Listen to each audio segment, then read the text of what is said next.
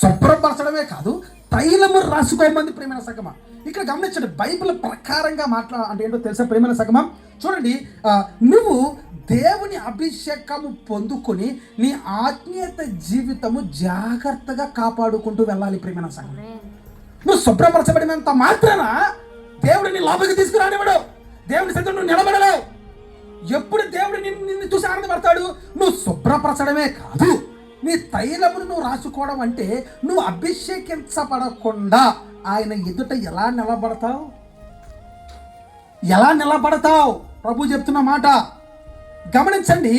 రుతు ఎవరో ఒక విధవరాలు, ఒంటరి జీవితం, నిరీక్షణ లేని జీవితం, ధైర్యం లేని జీవితం. కానీ నయోమి చెప్తున్న మాట ఏంటి? ఇక్కడ బోయాజు తిన తైలాన్ని బట్టి ఆనందింపచేయాలి. బోయాజు తన సువాసన ఇష్టపడాలి ప్రేమైన సంగమా. ఇష్టపడకుండా తన దగ్గరికి ఎలా తీసుకుంటాడు? దేవుడు ఏం చెప్తున్నాడు తెలుసా? అభిషేకము లేకుండా నువ్వు ఆయన ఎదుట నిలబడలేవు.